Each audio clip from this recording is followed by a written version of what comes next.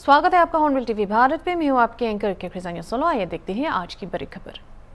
उर्दू भाषा का एक समृद्ध इतिहास है जिसमें अंग्रेजों के ज़माने से लेकर आज़ाद भारत की घटनाओं का विवरण मौजूद है। लखनऊ के गोमती नगर में स्थित उत्तर प्रदेश उर्दू एकेडमी का सेल डेपो विशेष महत्व रखता है, जहां दूर दूर से लोग उर्दू साहित्य की मांग करते हैं। हॉर्नबिल टीवी ने इस डेपो का लिया और उर्दू एकेडमी के सचिव शौकत अली से बातचीत की, जिन्होंने उर्दू भाषा और उनके कलेक्शन के बारे में महत्वपूर्ण जानकारी साझा की। आमतौर पर योगी सरकार के बारे में कहा जाता है कि योगी सरकार में मुस्लिमों यानी अल्पसंख्यक के बारे में नहीं सोचा जाता है, ना तो उनके विकास को लेकर ना उनकी शिक्षा को लेकर। लेकिन ये बिल्कुल एक भ्रम है, ऐसा कुछ नहीं। जितना सभी वर्गों के विकास और एजुकेशन पर मुख्यमंत्री फोकस करते हैं, उतना मुस्लिम कम्युनिटी के लिए भी फोकस किया जाता है, चाहे उनके विकास की बात हो, डेवलपमेंट की बात हो या फिर एजुकेशन की बात हो। हम इस वक्त मौजूद हैं उत्तर प्रदेश उर्दू अकादमी के सेल डिपो में।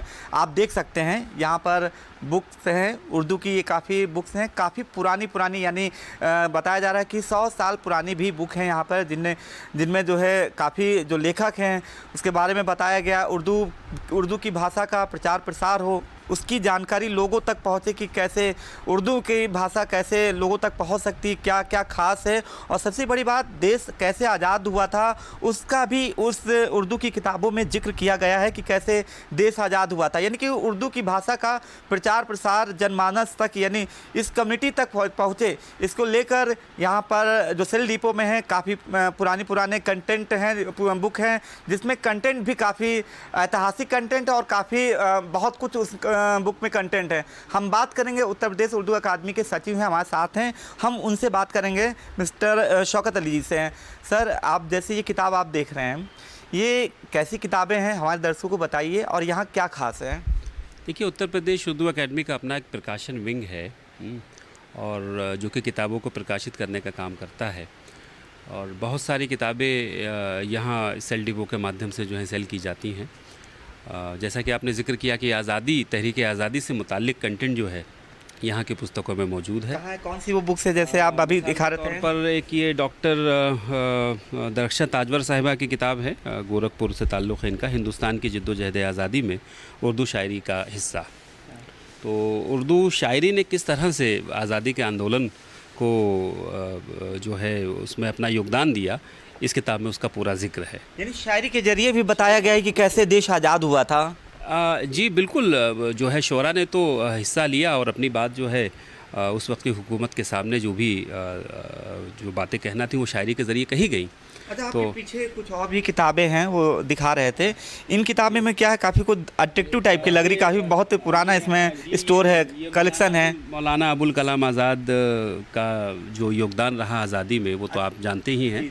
और उन्होंने दो अखबार निकाले, अल हिलाल और अल बलाग। ये उसका पूरा संकलन जो है उत्तर प्रदेश उर्दू अकादमी में मौजूद है। ये अल हिलाल है, जो भी उसकी प्रतियां थीं वो इसमें जो है। अच्छा, ये आप यहाँ पर कितने साल पुराना कंटेंट मिल सकता है, जो साहित्य हम कह सकते हैं अपनी भाषा में, कितने साल पुराना है और क्या खास है? बहुत ही तकरीबन देखिए, कुछ डिक्शनरीज़ हमारे यहाँ हैं जो कि सन 18वीं सदी में जो लिखी गई, उस समय अंग्रेज़ों का शासनकाल था, वो डिक्शनरीज़ भी प्रकाशित की है। और उसमें सहयोग जो मिला है हमें national council for promotion of Urdu language new Delhi, उनके सहयोग से प्रकाशित की गई है। वो डिक्शनरी ज़रा उठा लो वहाँ से। अभी आप अब्दुल कलाम जी का भी जिक्र कर रहे थे, वो क्या है उनका? जैसा मैंने बताया कि अल हिलाल और अल बलाग ये दो अखबार थे जो जिसके कि वो एडिटर थे। तो उसका जो भी कंटेंट है वो उत्तर प्रदेश उर्दू अकादमी ने प्रकाशित किया है, उसको संकलन उसका जो है यहाँ से प्रकाशित हुआ है, जिसकी काफ़ी डिमांड रहती है। अभी आप कह रहे थे कि अंग्रेज़ों के ज़माने का भी साहित्य और डिक्शनरी है, कुछ क्या खास रहा था उस समय? अभी आपने बात की थी अंग्रेज़ों के ज़माने की। देखिए, अंग्रेज़ों के ज़माने में तो हिंदुस्तानी उनसे लड़े, और जिस तरह से लड़े, जैसे लड़े, वो सारी चीज़ें जो हैं यहाँ की पुस्तकों में आपको मिलेंगी। और जैसे कि अबुल कलाम आज़ाद साहब का मैंने जिक्र किया, तो अल हिलाल और अल बलाग जिस पर की पाबंदियाँ भी लगी, जिनको रोका भी गया, तो सब तहरीक जो है आज़ादी की उसमें आपको पूरी मिलेगी उसके अंदर। अच्छा, ये सवाल ये है कि जैसे मदरसों में आजकल हाईटेक एजुकेशन हो रहा है, उत्तर प्रदेश सरकार कर रही है, क्या इन किताबों की डिमांड मदरसों तक की जो बच्चे पढ़ते हैं या उससे भी ज़्यादा अपर क्लास के जो एजुकेशन है, चाहे वो सिविल, क्योंकि आपका जो विभाग सिविल की परीक्षा भी कराता है, तो क्या इन किताबों की डिमांड वहाँ के भी स्टूडेंट होती है, मदरसे के भी स्टूडेंट करते हैं, या कहाँ कहाँ इन किताबों की रीच है? ये उत्तर प्रदेश उर्दू अकादमी की जो ये किताबें हैं ये तो यूनिवर्सिटीज़ में भी पढ़ाई जाती हैं। और हमें तो याद आता है जब मैं ख़ुद एक तालिब इल्म था तब दर्जा 6, 7, 8 और 9, 10 हाई स्कूल वगैरह और इंटरमीडिएट में भी किताबें जो हैं चलती हैं, निसाब में शामिल हैं। और उर्दू IAS स्टडी सेंटर है, वहाँ मेरे ख़्याल से IAS स्टडी सेंटर में पढ़ाने के लिए तो कंटेंट उर्दू में नहीं है, लेकिन यह है कि अखबारात और रिसालों के ज़रिए यहाँ से फ़ायदा उठाते हैं वहाँ के स्टूडेंट्स। अच्छा, जैसे आमतौर पर जो हिंदी की किताबें होती हैं, इंग्लिश की किताबें होती हैं, उसमें तालीम के साथ साथ तरबियत भी सिखाई जाती है, क्या इस उर्दू की लैंग्वेज में भी ऐसा कुछ है? उत्तर प्रदेश उर्दू अकादमी परिसर में यहाँ पर उर्दू सिखाने का काम तो किया जाता है। यहाँ हमारा जो है कोचिंग सेंटर चलता है, किताबत स्कूल भी यहाँ चलता है जिसमें कि कैलीग्राफी सिखाई जाती है, तो तरबियत इसी तरह से दी जा रही है। शौकत जी, आखिरी सवाल मेरा ये है कि यहाँ बहुत अच्छा कलेक्शन है, अंग्रेज़ों के ज़माने का भी कलेक्शन है, आपने जिक्र किया क्या क्या खास है और क्या कितनी डिमांड है, लेकिन एक मुझे लगता है एक थोड़ी सी कमी ये है कि लोगों में अवेयरनेस नहीं है, क्योंकि यहाँ पे जिस तरह से यहाँ पे जिस तरह से कलेक्शन है बुक का, लोगों के बारे में अवेयरनेस नहीं है, लोग इस बारे में जाने, यानी सेल डिपो के बारे में लोग जाने, इसके लिए कोई खास प्लानिंग है ताकि आपका फोकस या सरकार का फोकस है कि उर्दू का प्रचार प्रसार ज़्यादा से ज़्यादा हो, लोग उर्दू के बारे में जाने, उर्दू लेखकों के बारे में जाने, उर्दू शायरों के बारे में जाने, और क्या इतिहास रहा है देश की आज़ादी का वो उर्दू भाषा के माध्यम से जाने, लेकिन कहीं ना कहीं अवेयरनेस की कमी है, जागरूकता नहीं है। इस कमी को कैसे दूर कर रहे हैं? जागरूकता से शायद आप ये कहना चाह रहे हैं कि हमारी जो पुस्तकों का प्रकाशन है उसके बारे में लोगों को जानकारी नहीं है। इसके लिए देखिए, हम समाचार पत्रों में विज्ञापन तो अपने कलेक्शन के बारे में देते ही हैं, और इधर इस बात पर भी विचार चल रहा है कि सोशल मीडिया के माध्यम से भी इन पुस्तकों की जानकारी जो है आम लोगों तक पहुंचाई जाए, ताकि इन पुस्तकों की जब तक पुस्तकों के हमारे जो प्रकाशन है, जितनी पुस्तकें हैं, सबके नाम, सबके कंटेंट से लोगों को अगर जानकारी होगी तो फिर वो उसमें इंटरेस्ट लेंगे और फिर यहाँ से ख़रीद कर उसको पढ़ेंगे। जहाँ तक मुझे मालूमात है, जो उर्दू लैंग्वेज है ये सिर्फ एक ख़ास समुदाय ही नहीं पढ़ता, कुछ समुदाय हैं, यानी हिंदू समुदाय के भी बहुत स्कॉलर हैं जो उर्दू पढ़ते हैं, क्या ऐसा आपकी जानकारी में? नहीं, देखिए, उर्दू तो हम सभी की है। अब ये कहना कि जो है हिंदू समुदाय के लोग या मुस्लिम समुदाय के लोग, उर्दू हमारी है, हिंदुस्तान की है, हमारी अपनी है, हम सब की है, आपकी है, हमारी है, इन लोगों की है, सबकी है। हाँ, क्योंकि मुझे जानकारी हुई कि क्योंकि जो और भी लोग हैं जो स्कॉलर हैं, पढ़े लिखे हैं, उर्दू में उनका खासा इंटरेस्ट है। जी, यकीनन है और होना चाहिए, और उर्दू नहीं बल्कि सभी ज़बानें हमारी हैं।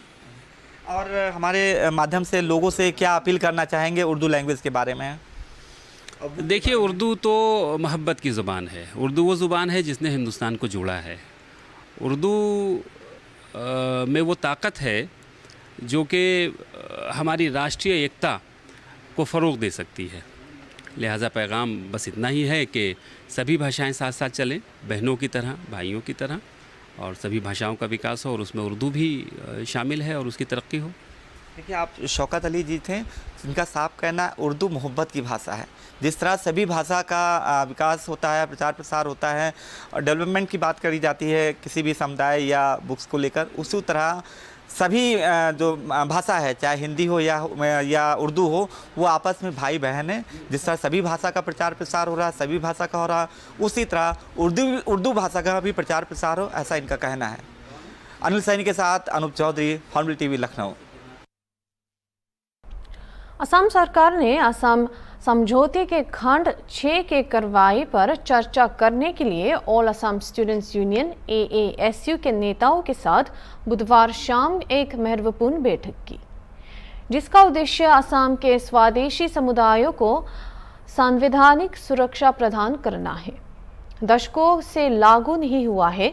बैठक की अध्यक्षता असम के मुख्यमंत्री हिमंता बिस्वा शर्मा ने की, जिन्होंने प्रमुख परिणामों पर प्रकाश डाला। मीडिया से बात करते हुए मुख्यमंत्री ने कहा कि न्यायमूर्ति बिप्लब शर्मा ने पहले इस मामले पर एक रिपोर्ट प्रस्तुत की थी। और ये विश्लेषण किया गया था कि राज्य सरकार द्वारा किन सिफारिशों को लागू किया जा सकता है। विशेष रूप से इन सिफारिशों को बारक घाटी और अनुसूची 6 के तहत क्षेत्रों में उनकी सहमति के बिना लागू नहीं किया जाएगा।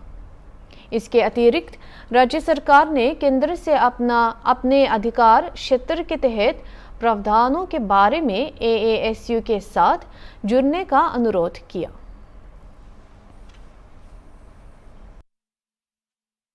Today we have engaged with all Assam Students Union regarding implementation of Clause 6 of Assam Accord.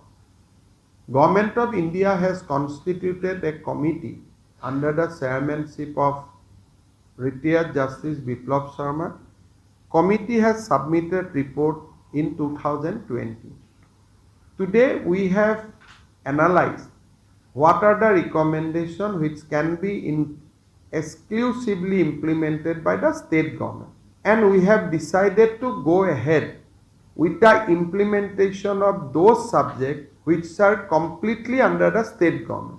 However, we have made it sure that we have made it clear that those recommendations will not be implemented in Barak Valley as well as in the 6th schedule area of Constitution of India without their explicit consent. There are certain recommendations which require constitutional amendment as well as it falls exclusively under the jurisdiction of central government. State government will take up with the central government regarding implementation with those recommendation, and will also request central government to speak with ASU regarding implementation of those provisions. Chatra संगठन के प्रतिनिधित्व कर रहे AASU अध्यक्ष उत्पल शर्मा ने भी बैठक की प्रगति पर अपने विचार व्यक्त किए। उन्होंने कहा कि असम के लोग पिछले 4 दशकों से संवैधानिक और कानूनी सुरक्षा की मांग कर रहे हैं। उन्होंने कहा कि वो आगे के रास्ते पर सहमत हो गए हैं। 67 सिफारिशों में से 39 राज्य सरकार के अंतर्गत हैं, 12 राज्य और केंद्र सरकारों के संयुक्त अधिकार क्षेत्र में है और 16 केंद्र सरकार के अधीन है। ये निर्णय लिया गया है कि राज्य सरकार अगले अप्रैल तक अपनी सिफारिशों को लागू करेगी और AASU के सामान्य में एक कार्य योजना विकसित की जाएगी। केंद्र के तहत आने वाली 16 सिफारिशों के संबंध में शर्मा ने कहा कि ये निष्कर्ष निकाला है कि राज्य सरकार, AASU और केंद्र सरकार के बीच त्रिपक्षीय चर्चा होनी चाहिए। After the historic Assam movement, when Assam Accord was signed, Clause 6 of the Accord provides for legislative, administrative and constitutional safeguard for the Assamese people.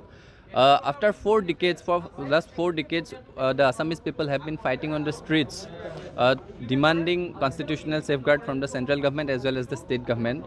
In this regard, the Central Home Ministry had formed the high-level committee headed by retired Justice Biplab Sharma. That committee has already submitted its report 4 years back. Now the government of Assam has decided to go for implementation of that report. Today, a very crucial meeting has been held between All Assam Students Union and the government of Assam under the chairmanship of Honorable Chief Minister of Assam. From this report, we have found out that there are all total 67 recommendations, out of which 39 recommendations fall under the purview of the state government, and 39 fall under the purview of the state government. There are 12 recommendations which are jointly fall under the purview of center and the state, and there are 16 recommendations which are exclusively under the purview of the center. So all total there are 67 recommendations. Today in this discussion we have decided that the recommendations which fall under the exclusive purview of the Assam government, that will be executed within next April, that is April 2025, and for that the action plan will be made jointly by All Assam Students Union and the Assam government. That action plan will be made within 60 days, And for 12 recommendations that are jointly under the purview of center and the state, for those recommendations as well, the state government's part will be executed simultaneously, and for those joint recommendations as well, the action plan will be made by Government of Assam and All Assam Students Union in next 60 days. Then for finalizing that action plan on 25th of October, this committee will sit again for a discussion, and for the exclusively for the 16 recommendations that fall exclusively under the purview of center, that need constitutional amendment as well. Today, the in this meeting, we have decided that a tripartite talk should be proposed between All Assam Students Union, the state government, and the central government. And the state government will request the center to fasten to expedite the process of implementing the 16 recommendations that exclusively fall under the purview of the center. Thank you. ये बैठक असम के स्वदेशी समुदायों की लंबे समय से चली आ रही है मांगों को पूरी करने के लिए चल रहे प्रयासों में एक महत्वपूर्ण कदम है। इन सिफारिशों का कार्रवाई विशेष रूप से राज्य सरकार के तहत अगले अप्रैल तक शुरू होने वाली है, जिससे दशकों के लंबित मुद्दे पर कुछ आवश्यक प्रगति होगी। असम सरकार और AASU से कार्य योजना पर निकटता से सहयोग करने की उम्मीद है, जबकि केंद्र सरकार के साथ प्रस्तावित त्रिपक्षीय वार्ता को शेष सिफारिशों के सफल कार्रवाई के लिए महत्वपूर्ण माना जा रहा है। इस बैठक के परिणाम असम के स्वदेशी समुदायों को लंबे समय से प्रतीक्षित संवैधानिक सुरक्षा उपाय प्रदान करते हुए एक ऐतिहासिक संकल्प का मार्ग प्रशस्त कर सकते हैं। उत्तर प्रदेश के बालिया जिले के बास्ती कोतवाली अंतर्गत एक गांव में दो लोगों ने एक लड़की से कथित तौर पर छेड़छाड़ की और पुलिस ने दो युवकों के खिलाफ मामला दर्ज कर उन्हें हिरासत में ले लिया। एक युवक किशोरी को अपने एक साथी की मदद से बाइक पर बैठाकर बालिया शहर में एक परिचित के घर ले गया, जहां युवक ने किशोरी को एक कमरे में बंद कर उसके साथ दुष्कर्म किया और वीडियो भी बनाया। पुलिस ने पीड़िता की मां की शिकायत पर आरोपी युवक और उसके साथी के खिलाफ दुर्व्यवहार धाराओं में केस दर्ज किया। लड़के की मां ने पुलिस को दी शिकायत में आरोप लगाई कि लड़की लगभग 20 सितंबर को अपनी मौसी के घर गई, जहां से घर आते समय युवक ने उसे अपने एक साथी के साथ बाइक पर बैठाने के लिए मजबूर किया। खबर के अनुसार अपराधियों को हिरासत में लिया हुआ है।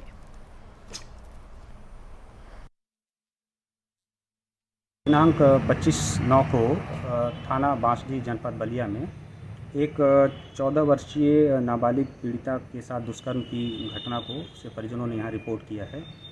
घटना ये बताया गया है उनके द्वारा कि विगत 17 तारीख को रात्रि 10 बजे उनके गांव जहां पीड़िता अपने रिश्तेदारी में आई थी, उसी के गांव का एक नाबालिग बच्चा जिसकी उम्र 14 साल है, उसने उसके साथ दुष्कर्म किया।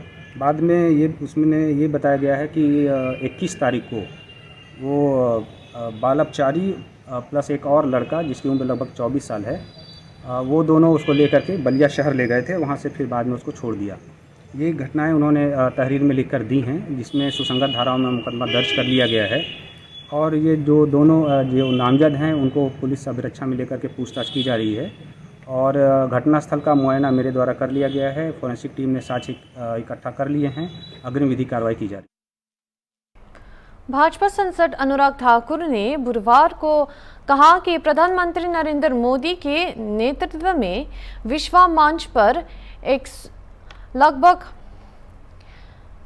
100 करोड़ भारतीयों का कद ऊंचा हुआ है और अब हमारे पास भ्रष्टाचार मुक्त भारत है। उन्होंने ये भी दावा करना जारी रखा कि भारत दुनिया की 95वीं सबसे बड़ी अर्थव्यवस्था बन गया है। उन्होंने फैमिली पार्टी के तहत भारत की तुलना साल के शासन और मोदी की सरकार के तहत भारत की तुलना की। वंशावट शासन ने केवल देश को खराब किया और उन पर अंतर्राष्ट्रीय स्तर पर जाने और केवल भारत की प्रतिष्ठा को चोट पहुंचाने के लिए बयान देने का आरोप लगाया। सरकार के युवा कार्यक्रम विभाग के द्वारा आयोजित विकसित भारत युवा कनेक्ट कार्यक्रम देश के युवाओं में विकसित भारत का संकल्प की भावना भरने के लिए है। राष्ट्र के लिए अगले 23 साल महत्वपूर्ण है। संकल्प से सिद्धि तक विकसित भारत को लेकर जाना है और जो योगदान और बलिदान स्वतंत्रता संग्राम में भारत के युवाओं ने दिया था, आज योगदान देने की जरूरत है। उन्होंने जान दी थी, इनको जीने की जरूरत है।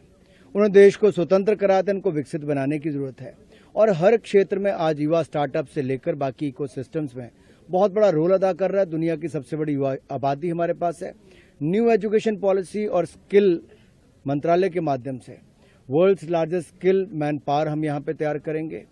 आज स्पेस से लेकर डिफेंस सेक्टर भी खुला है और इससे दिखता है science to startups, space to sports, हर क्षेत्र में भारत का परचम लहरा रहा है और युवा हर क्षेत्र में अपना योगदान दें, ऐसा हमारा देश देख रहा है कि 140 करोड़ भारतीयों का मान सम्मान दुनिया भर में बढ़ा जब भारत में है भ्रष्टाचार मुक्त शासन मोदी जी के नेतृत्व में मिला।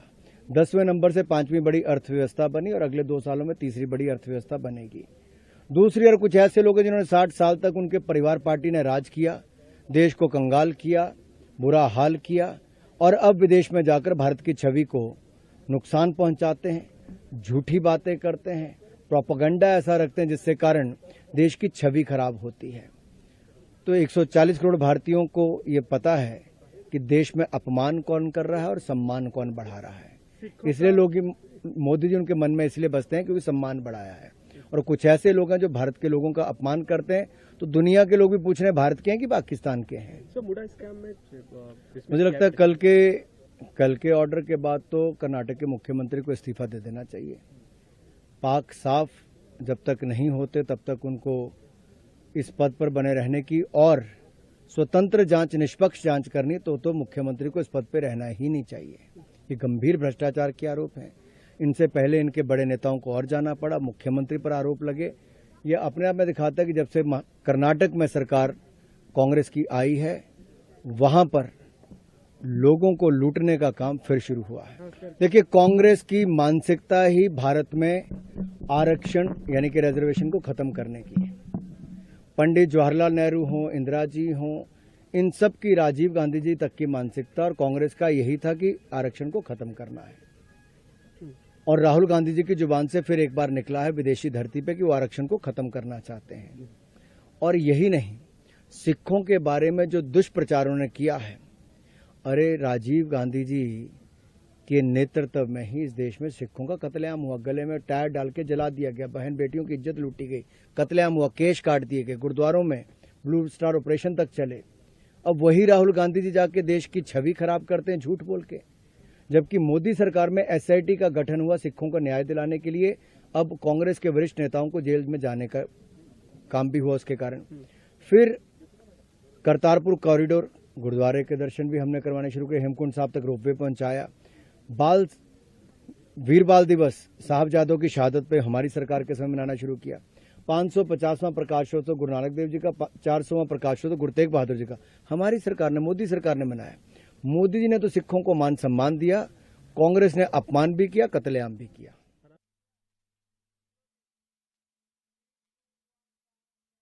अभी के लिए इतना ही और खबरों के लिए देखते रहिए हॉर्नबिल टीवी।